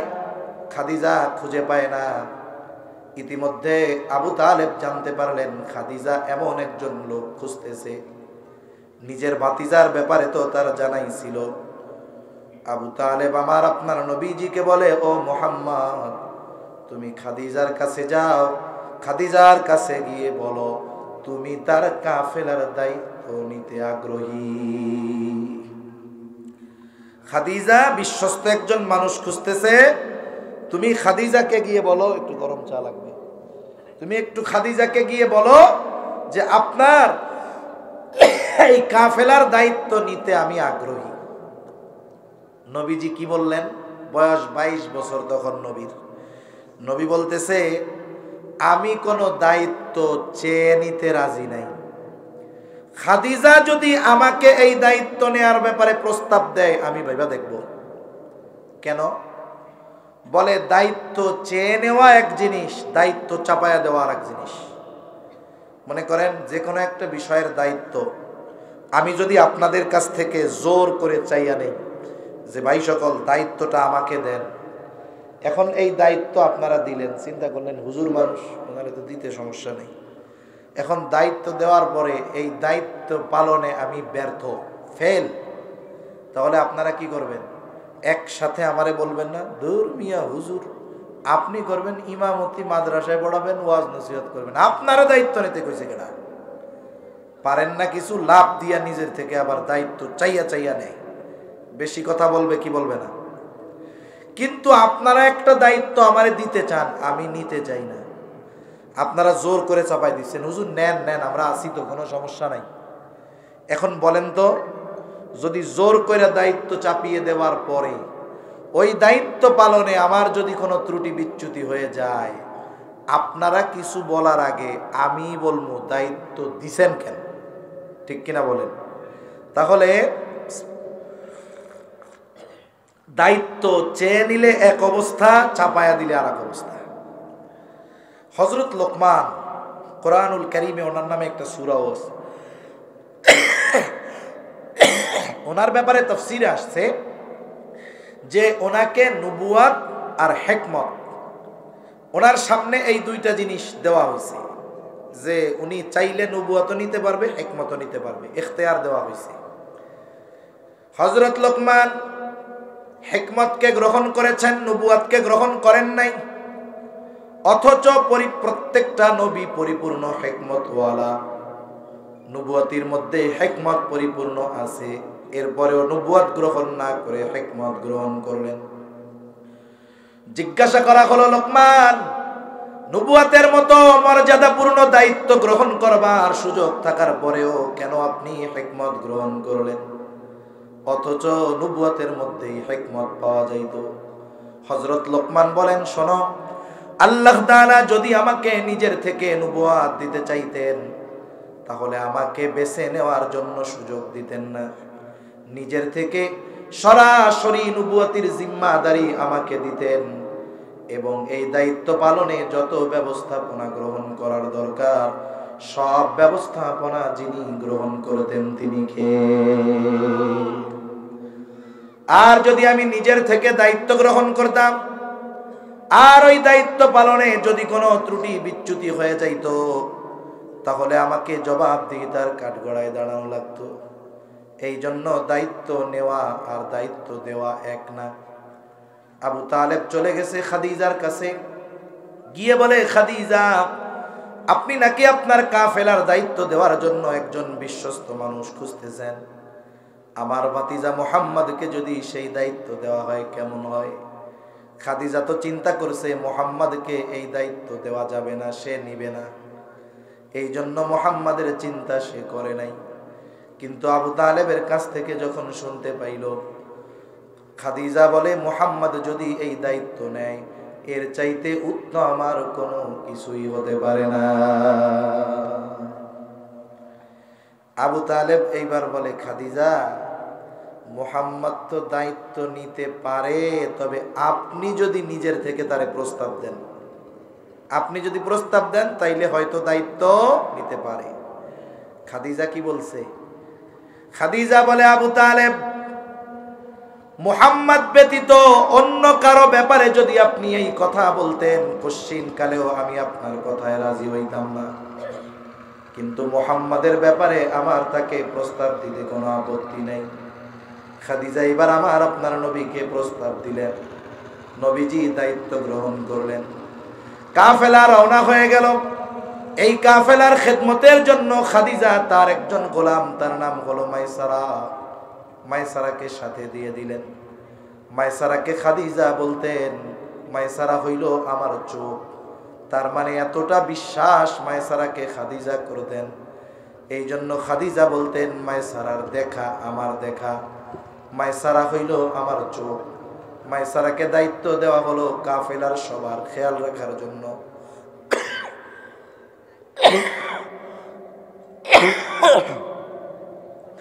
মাইসারাকে দায়িত্ব দেওয়া হলো সবার খেয়াল রাখার জন্য। মাইসারা সবার খেয়াল রাখছে, বিশেষ করে নবীজির ব্যাপারে তাকে বলা হলো। সফর শেষ হলো, সফল এক ব্যবসায়ী সফর নবীজি শেষ করলেন। মক্কা থেকে যেই পণ্যগুলো সিরিয়ায় নিয়েছেন প্রায় দ্বিগুণ লাভে নবীজি বিক্রয় করলেন। আবার সিরিয়া থেকে যেই পণ্যগুলো মক্কায় এনেছেন প্রায় দ্বিগুণ লাভে নবীজি বিক্রয় করলেন। এইবার সফরের কারগুজারি শুনতে চায় খাদিজা মায়সারার কাছে।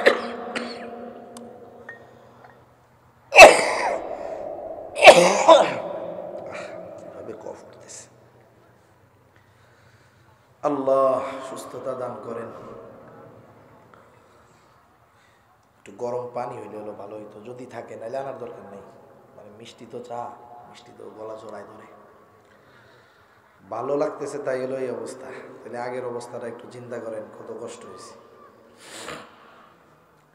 মায়সারাকে বলতেছে, মায়সারা সফরের কারগুজারি শোনাও। গোটা সফরের কারগুজারি মায়সারা শোনাইল। স্পেশাল ভাবে নবীর ব্যাপারে কয়েকটা ঘটনা শুনাইছে খাদিজাকে। বলে, খাদিজা, দুপুর বেলায় আকাশে রোদ,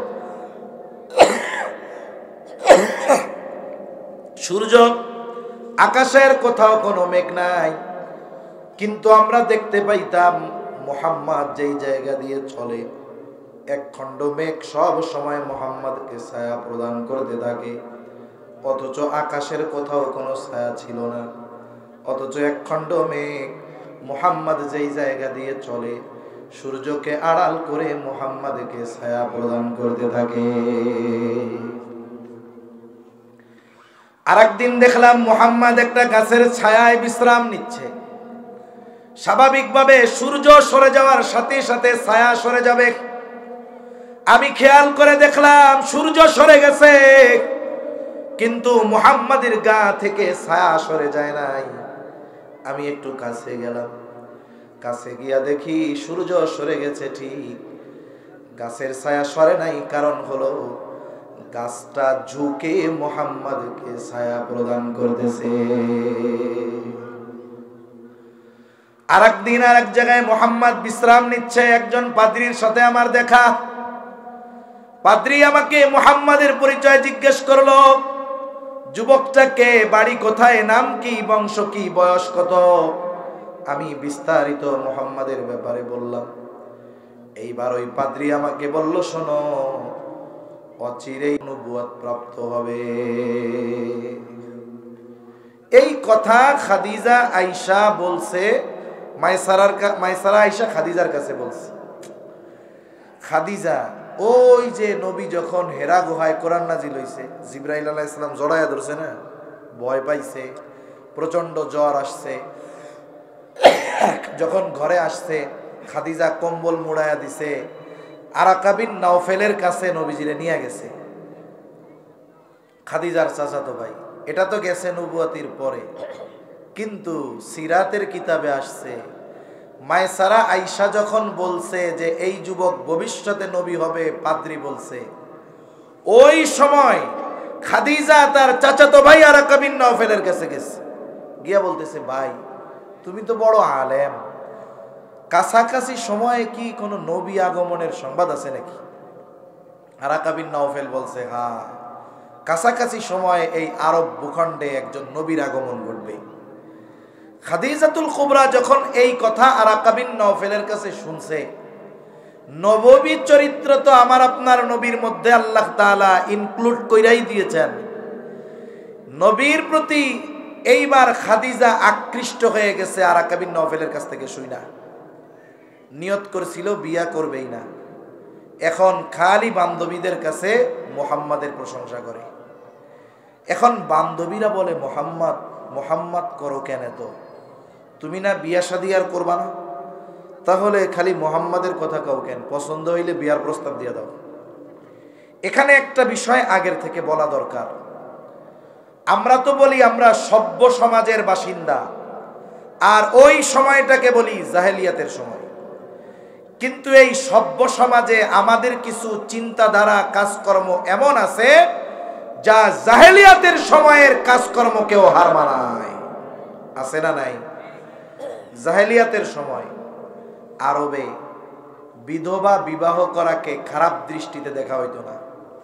একজন কুমার যুবক যে বিয়া করে নাই, সেও যদি এমন কাউকে বিবাহ করতো যার বিয়া আগে 3টা হইছে, বাচ্চা 6টা আছে, এক যুবক বিয়ে করছে, ওই মহিলাকে খারাপ দৃষ্টিতে দেখা হইতো না।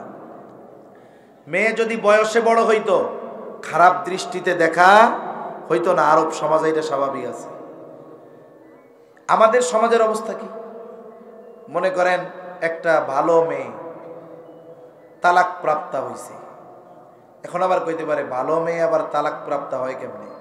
আরে মিয়া, আমাদের সমাজের একটা রোগ এটাও যে যখন কোনো মেয়ের বিবাহ বিচ্ছেদ হয় একতরফা ভাবে তালাকের জন্য মেয়েকে দোষারোপ করে, ঠিক কিনা বলেন? কিন্তু একতরফা ভাবে মেয়েকে দোষারোপ করার সুযোগ নাই তো। এগুলো সামাজিক ব্যাধি, এগুলো নিয়ে আমাদের আলোচনা হওয়া দরকার।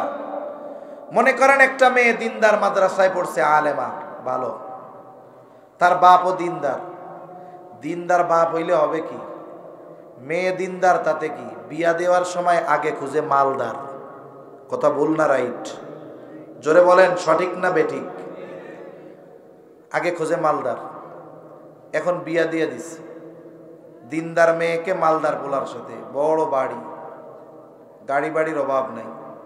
দিনদার মেয়েটা ওই বাড়িতে গিয়ে দেখে দিনের কোনো বালাই নাই, স্বামী পরনারীতে আসক্ত, সাথে সাথে নেশাগ্রস্ত, মাদকাসক্ত, মাদক ব্যবসায়ী, পরিবারের মধ্যে সব অশ্লীলতার জিনিসে ভরা, পর্দা টর্দা নাই, সবার সামনে যাইতে বলে, যাওয়া লাগে, বাধ্য করে। বলেন তো, একটা দিনদার মেয়ের ওই ধরনের বাড়ি যত আলিশান হোক, ওইটা তার জন্য ছোটখাটো একটা জাহান্নাম মনে হবে না? মেয়ে ওই বাড়িতে থাকতে পারে নাই, বিবাহ বিচ্ছেদ হয়েছে, বাড়ি চলে আসছে। এক মুরব্বী কয়, অমুকের একটা মাইয়া আছে, মাইয়াটা খুব ভালো, দিনদার। আর একজন কি কয়, ও বাজি তেরে গম নইও, আপনাদের ভাষায় বলবে আর কি, কিল্লাই বাজি হতে তালাক তালাক খাওয়াইন না, বালা হইলে ঘর খরিদ্দারিত, এরকমই তো কয় নাকি? যদি ভালোই যদি হইতো তাহলে তো স্বামীর ঘর করতে পারতো, তালাক খাইতো না। কিন্তু বলেন তো, মেয়েটা যে তালাক প্রাপ্তা হইছে, মেয়েটা খারাপ হওয়ার কারণে? তাহলে কেন যখন কোনো মেয়ে বিবাহ বিচ্ছেদ হয় একতরফাভাবে মেয়েদের কেন দোষ দেন? যদি তার দোষ না থাকে তাইলে তো তার ব্যাপারে অপবাদ দেওয়া হবে। শরীয়ত যদি থাকতো, ইসলামী শাসন, তাহলে পিডানি দিয়ে সাইজ করা হইতো, ঠিক কিনা বলেন? এজন্য একটা নারী তালাক প্রাপ্তা হলে তার সতীত্ব নষ্ট হয়ে যায় না। আমাদের সমাজে যদি কোনো যুবক এখন বলে যে আব্বা অমুকের মাইয়াটা তালাক প্রাপ্তা, আমার তো একটু বয়সে বড়, তাতে কি, কিন্তু দিনদার, তার সাথে আমার একটু বিয়া দিয়ে দেন, এই প্রস্তাব মা বাপরে বলার সাথে সাথে মা বাপ জিব্বা 3 হাত বাইর করে দিয়া কইব, আস্তাগফিরুল্লাহ, এই কথা কইস না, ইজ্জত সম্মান থাকবো না, তুই বেড়া অবিহিতা বলা, আর ওই বিবাহিত মাইয়া বিয়া করবি, আমি তো ঘরের থেকে বেরোতে পারবো না, ইজ্জত আমার শেষ, এ কথা আর কইস না। আর একবার কইলে কিন্তু আমি স্টক করে মরে যাব। তাহলে বুঝেন, আমাদের সমাজে যদি কেউ বিধবা বিবাহ করতে চায় অথবা তালাকপ্রাপ্ত বিবাহ করতে চায়, দিনদার মা বাবা মাইনা নিতে চায় না। আবার যদি বয়সে বড় হয়, বন্ধুরা মজা করবে যে বন্ধুরে বিয়া তো করলি, তোর সে 10 বছরের বড়, এখন এটারে ভাবি কমু না দাদি কমু টেরবই না। আবার যদি ওই ছেলে আরেকটু ইহসান করে মেয়েটার উপরে, যে বিবাহ হয়েছিল, স্বামী মারা গেছে, ছোট একটা বাচ্চাও আছে, বাচ্চা সহই বিয়া করছে দায়িত্ব নিয়া, এখন কি কইব? কয় হ্যাঁ ভালোই হইছে, আমরা বাজার থেকে 5 লিটারের তেল কিনা 100 গ্রামের সাবান ফ্রি পাই, আর তুমি বিয়া কইরা বাচ্চা ফ্রি পাইছো। এখন এই কথাগুলো আমরা মজা করতেছি, হাসতেছি, কিন্তু এটা আমাদের নিম্ন মন মানসিকতার পরিচয়। এটা আমাদের মগজ কত নিম্ন মানের হয়ে গেছে চিন্তাধারা, এটার বহিঃপ্রকাশ এগুলো। কেউ যদি এই ধরনের কাজ করে, একে আরো অ্যাপ্রিসিয়েট করা দরকার, একে আরো সুমা দেওয়া দরকার কপালে, যে যে সমাজের বিপরীতে গিয়ে তুমি এই কাজটা করতে পেরেছ, নবীজি যেটা করেছেন। এখন খাদিজার বান্ধবীরা বলে, তাহলে মুহাম্মদকে গিয়ে প্রস্তাব দাও।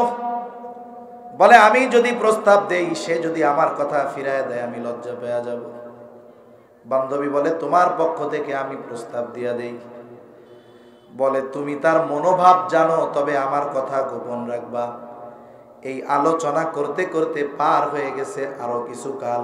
এইবার নবীর বয়স 25, খাদিজার বয়স 40। ওই মেয়েটা আমার আপনার নবীর কাছে গিয়ে বলে, ও মুহাম্মদ, বিবাহ শাদী কি করবা না? বয়স তো কম হলো না। নবীজি বলেন, আমি তো নিঃস্ব, টাকা পয়সা কিছু নাই, বিয়া করবো কেমনে? ব্যবসার সফর তো আরো আগেই শেষ হয়ে গেছে, টাকা পয়সা যা পাইছিল সব শেষ, হাতে টাকা পয়সা নাই। মেয়েটা এবার বলে, তোমার সব খরচ বহনের দায়িত্ব যদি কেউ গ্রহণ করে তাহলে তুমি রাজি আছো নাকি? নবীজি বলেন, আমার চাচা আছে আবু তালেব, তার কাছে গিয়া বলো, অভিভাবকের কাছে। লম্বা ইতিহাস। আবু তালেবের খুতবায় খাদিজাতুল কুবরার সাথে আমার আপনার নবীজির বিবাহ হয়ে গেল। আলোচনাটা এই পর্যন্ত থাক, একটু আরেক জায়গায় আমরা যাই। যেই সূরা দুহা আমরা একটু তিলাওয়াত করলাম, শুনলাম, এই সূরা দুহার মধ্যে আল্লাহ তাআলা আমার আপনার নবীকে দেওয়া নবুয়তির আগে কয়েকটা নেয়ামতের কথা আল্লাহ বর্ণনা করেছেন। এক নম্বর নেয়ামত আল্লাহ তাআলা বলেন, আলাম ইয়াজিদকা ইয়াতীমান ফাআওয়া। আল্লাহ তাআলা বলেন, হাবিব, তিনি কি আপনাকে ইয়াতীম অবস্থায় পায় নাই? অর্থাৎ আল্লাহ বলেন, আমি কি আপনাকে ইয়াতীম অবস্থায় পাই নাই? ইয়াতীম অবস্থায় পাওয়ার পর উত্তম লালন পালনের ব্যবস্থা কি আমি করি নাই? ইয়াতীম হওয়ার কারণে ইয়াতীম যেমন পরিবারের আত্মীয় স্বজনের কাছে নিগ্রহের শিকার হয়, অবহেলার শিকার হয়, আমার আপনার নবী ইয়াতীম হওয়ার কারণে অবহেলার শিকার হন নাই। বরং আমার আপনার নবীর ব্যাপারে যে জানতো ইয়াতীম, আমার আপনার নবীকে যে দেখতো আর যে জানতো, তার অন্তরে নবীর প্রতি মোহাব্বত আল্লাহ তাআলা ঢেলে দিতেন। এজন্য ইয়াতীম হওয়ার কারণে আমার আপনার নবী অবহেলার শিকার কখনো হন নাই। দাদার কাছ থেকেও হন নাই, মায়ের কাছ থেকেও হন নাই, চাচাদের কাছ থেকেও হন নাই। হালিমাতুস সাদিয়ার ঘরে গেছেন, সেখানেও হন নাই। এখন বলেন, ইয়াতীম নবীর প্রতি সবার অন্তরে এই যে মোহাব্বত, ভালোবাসা ঢেলে দিয়েছেন কে? জোরে বলেন, কে? এই জন্য আল্লাহ বলেন, আপনি তো ইয়াতীম অবস্থায় ছিলেন, আপনার উত্তম লালন পালনের ব্যবস্থা আমি আল্লাহই করেছি। ওয়াজাদাকা দাল্লান ফাহাদা, আপনি সঠিক পথ সম্পর্কে অনবগত ছিলেন, আমি আপনাকে সঠিক পথ চিনায়া দিয়েছি। ওয়াজাদাকা আইলান ফাআওনা, আল্লাহ তাআলা বলেন, আপনি নিঃস্ব ছিলেন, টাকা পয়সা কিছুই আপনার ছিল না। বলে ফাআগনা, আমি আল্লাহ আপনাকে ধনী বানায় দিয়েছি। এইখানে আল্লাহ কোন ঘটনার কথা বলে? খাদিজার সাথে বিয়ার ঘটনা কইতেছে আল্লাহ এই জায়গায়, যে আপনার কাছে বিবাহের প্রস্তাব নিয়ে গেছে, আপনি বলেছেন আমি নিঃস্ব, খাদিজার সাথে বিবাহ সংগঠিত হয়ে গেল।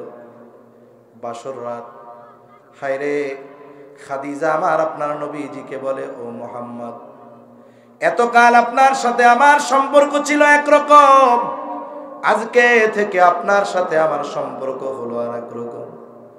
আজকে থেকে আমি হইলাম আপনার অধীনস্থ, কারণ আপনি হলেন আমার স্বামী। ও মুহাম্মদ, যেহেতু আমি আপনার, আমার সব সম্পদ আপনার, আমার যত সম্পদ আছে, আমার সব সম্পদের মালিকানা আমি আপনাকে দিয়ে দিলাম। এই সম্পদ যেখানে খুশি, যতটুকু খুশি, যেভাবে খুশি আপনি ব্যয় করবেন, কোনো অসুবিধা নাই। আর আল্লাহ তাআলা এই ঘটনার কথা নবুয়তির পরে আমার আপনার নবীকে স্মরণ করায় দিয়ে বলেন, ওয়াজাদাকা আইলান ফাআগনা, আরে আপনি নিঃস্ব ছিলেন, খাদিজার সাথে আমি বিয়ার ব্যবস্থা কইরা আপনারে ধনী বানায় দিয়েছি। সুবহানাল্লাহ বলেন। তাহলে বলেন তো, খাদিজাতুল কুবরাকে বিবাহের প্রস্তাব আমার আপনার নবী দিছে? জোরে বলেন, দিয়েছে?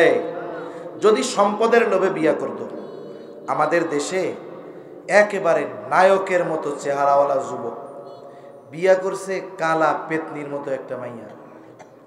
কালো হইলেই যে খারাপ তা না, কিন্তু গ্রামের একটা প্রবাদ আছে, জাতের মেয়ে কালো ভালো, নদীর পানি গুলাও ভালো।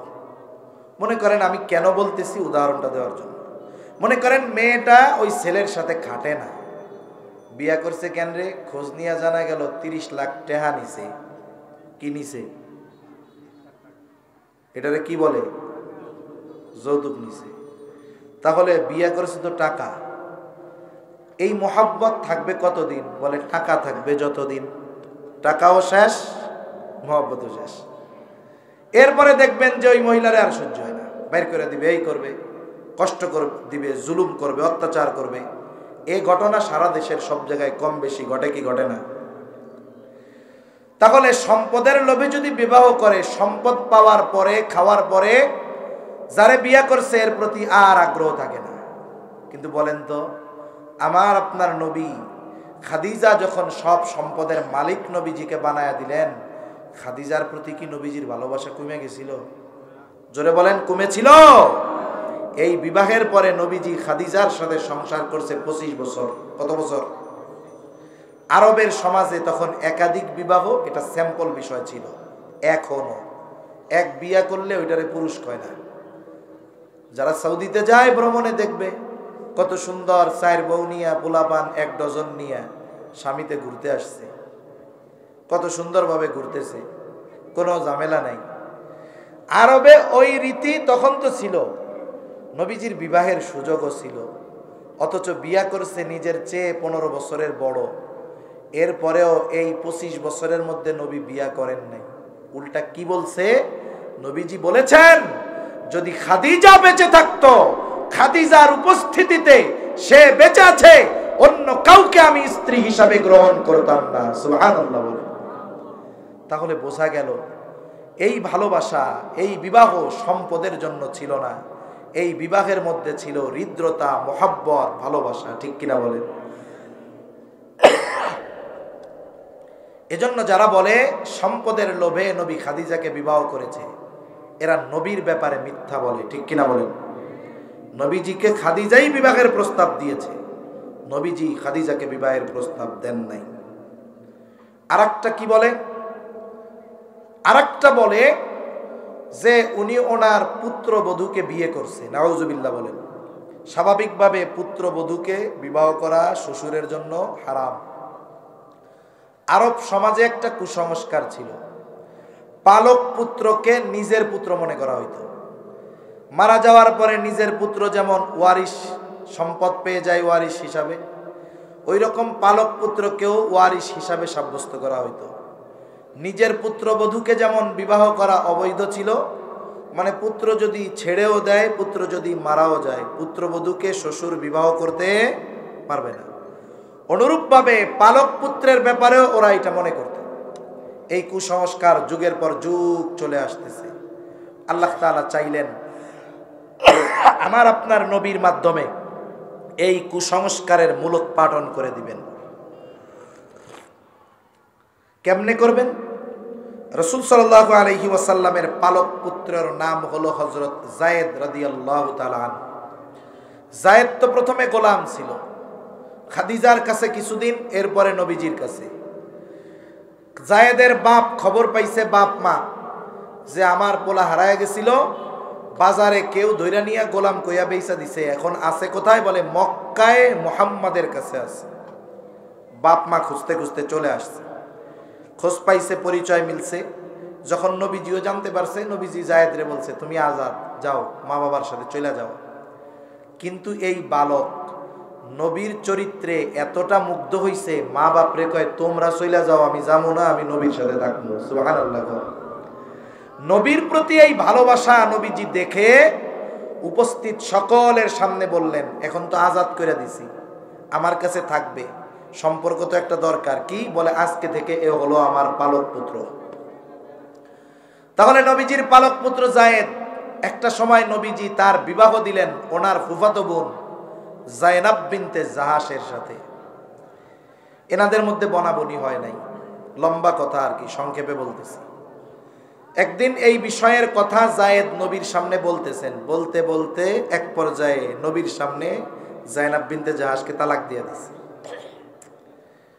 এখন আল্লাহ তাআলা ওহী নাজিল করে দিছেন, তালাক তো দিছে, ইদ্যত শেষ হইলে এবার আপনি জায়েদের তালাকপ্রাপ্তা স্ত্রী আপনার ফুফাতো বোন জায়নাব বিনতে জাহাশকে বিয়ে করবেন।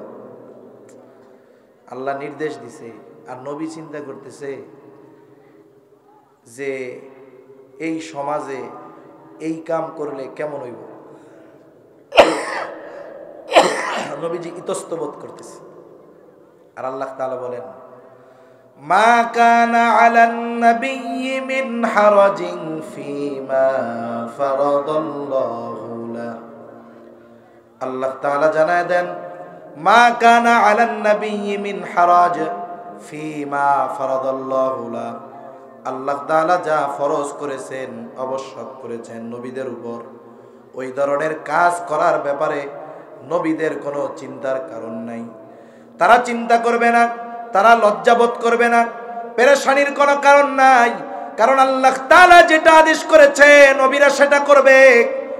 আমার আপনার নবী আল্লাহর নির্দেশ মান্য করবেন, যদিও অন্তরে ইতস্তবোধ হচ্ছিল, কিন্তু আদেশটা করেছেন কে? কারণ আল্লাহ তাআলা চাইলেন নবীর মাধ্যমে শতাব্দীর পর শতাব্দী ধরে চলে আসা এই কুসংস্কারের কবর রচনা করে দিবেন। কারণ অনেক সময় আছে বলার চাইতে করলে এর দ্বারা প্রভাব বেশি হয়।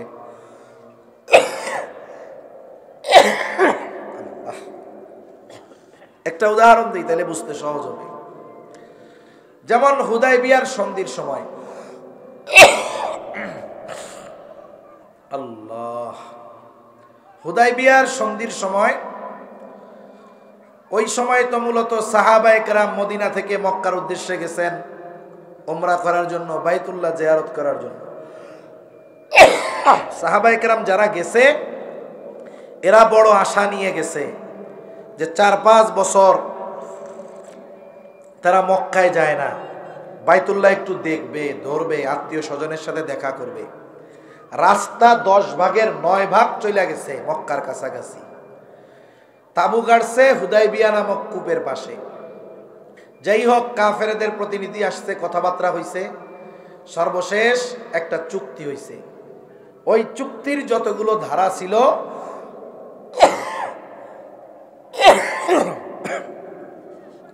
সব ধারাগুলো কেমন যেন মুসলমানদের বিপক্ষে, কাফেরদের পক্ষে। এমনকি ওই চুক্তিপত্রে স্বাক্ষর করার সময় মুহাম্মদ সাল্লাল্লাহু আলাইহি ওয়াসাল্লাম লিখতে দেওয়া হয় নাই, লিখতে হইছে মুহাম্মদ বিন আব্দুল্লাহ। এটা যখন লেখছে ওমর রাদিয়াল্লাহু তাআলা আনহু এত রাগ হইছে, ক্ষোভে রাগে বলতেছে, আপনি কি আল্লাহর রাসূল নন? ওদের কথায় আপনি কেন এটা লিখলেন?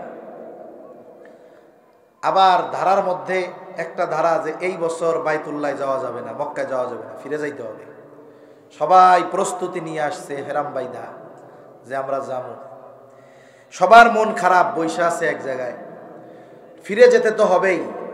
নবীজি এবার সবাইকে নির্দেশ দিলেন যে তোমাদের সাথে যার যে জন্তু আছে কোরবানি করে ফেলো, মাথার চুল মুন্ডায় ফেলো। এই কথা নবীজি বলছেন ৩ বার। কয়বার? জোরে বলেন, কয়বার? ৩ বার। হযরত রে নিয়ে আসেন, আব্দুল্লাহ মারুফ সাহেব আসছে না, হযরত রে নিয়ে আসেন। ৩ বার বলছে। সাহাবায়ে কেরামের মধ্যে কোনো নড়াচড়া নাই। ওই সফরে নবীজির সাথে ছিলেন উম্মে সালামা রাদিয়াল্লাহু তাআলা আনহা।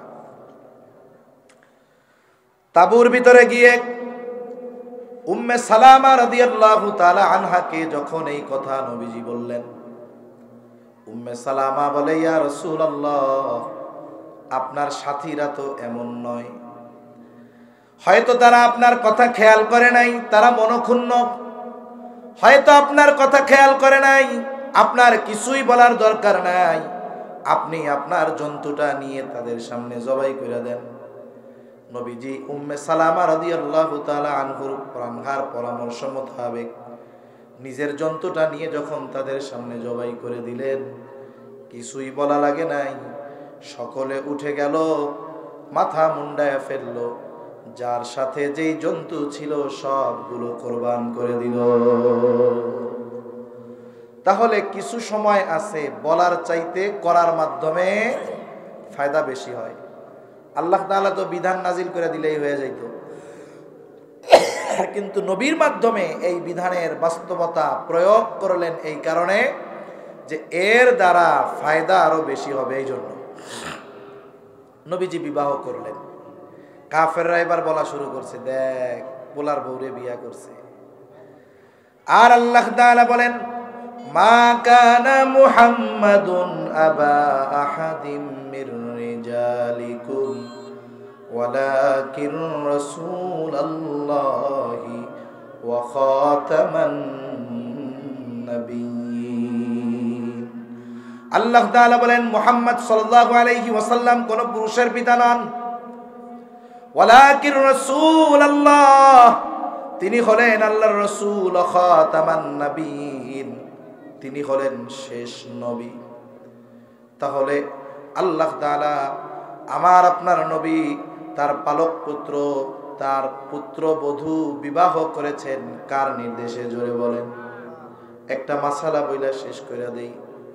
দেখেন অনেক আছে সন্তানহীন দম্পতি, 3 বছরের একটা ছেলেকে আনছে পালার জন্য। কত আদর, মা চুমু খায়, পালক মা কপালে চুমু দেয়, নিজের হাতে গোসল করায় দেয়। এইবার ছেলেটা বড় হয়ে গেছে, বালেগ হয়ে গেছে। ইসলাম কি বলে? ছেলেটা যখন বালেগ হয়ে যাবে, ওই পালক মা আর ওই ছেলের সামনে যেতে পারবে না। কেন? ছেলে তো বালেগ, পালক পুত্র হলেই সামনে যাওয়া যাবে না। আবার ওই রকম পালক মেয়ে আইনা পালছে, বাপ কত সুমা দিছে, আদর করছে, কোলে নিছে, মেয়েটা বালেগা হয়ে গেছে, পালক বাবা আর পালক কন্যার সামনে যেতে পারবে না। তবে যদি বাচ্চাটা 2 বছরের আগে আনে, এখন 2 বছরের আগে আনছে, ওই মহিলা তার বোন সন্তান আছে, সন্তানকে দুধ পান করায়। এখন ওই 2 বছরের আগে, আরবি হিসাবের 2 বছরের আগে, ওই ছোট বাচ্চাকে যদি ওই মহিলা তার বোনের দুধ পান করায় দেয়, তাহলে সম্পর্ক হইল কি? এখন সে দুধ খালা হয়ে গেল। পালক মা কি হয়ে গেছে? দুধ খালা। এখন এই মেয়ে বা ছেলে বড় হওয়ার পরে তাদের সামনে আর পর্দা করা লাগবে না। কিন্তু সাধারণভাবে পালক পুত্র পালক কন্যা এটা ঔরসজাত কন্যা বা পুত্রের মতো নয়। এই কুসংস্কার চলে আসতেছিল যুগের পর যুগ ধরে। রাসূল আকরাম সাল্লাল্লাহু আলাইহি ওয়াসাল্লামের মাধ্যমে আল্লাহ তাআলা এই কুসংস্কারের মূলোৎপাটন করিয়েছেন। এখন বলেন, যারা বলে নবীজি তার পুত্রবধূকে বিবাহ করেছে, তারা নবীর ব্যাপারে সত্য বলে নাকি মিথ্যা বলে? জোরে বলেন, কি বলে? মিথ্যা বলে। এজন্য আমাদের মনে রাখতে হবে, বিভিন্ন ইসলাম বিদ্বেষীরা নবীজির ব্যাপারে, ইসলামের ব্যাপারে এই ধরনের কথা বলবে, কানে দিব কেমনে? বলেন তো, আপনারা রাস্তা দিয়ে যখন চলাচল করেন, কুকুরে যদি ঘেউ ঘেউ করে, এটারে কি আপনারা খুব গুরুত্ব দেন নাকি? জোরে বলেন, গুরুত্ব দেন নাকি? আরে কুকুরের ঘেউ ঘেউ কোনো সময় গুরুত্বপূর্ণ হতে পারে, কিন্তু ওই নাস্তিক ইসলাম বিদ্বেষীরা নবীজির ব্যাপারে, ইসলামের ব্যাপারে যদি কোনো কিছু বলে, ওগুলো কোনো কানে নেওয়া যাবে না, বরং সামনে যদি পাওয়া যায় একবারে মাইরা 2টা কানের তালা ফাটাইয়া দিতে হবে। ঠিক কিনা বলেন? আল্লাহ তাআলা আমাদের অন্তর আল্লাহ এবং তার রাসূলের মোহাব্বত দিয়ে ভরপুর করে দেন। সকলে বলি আমিন। আল্লাহ তাআলা কি কথা বলেন?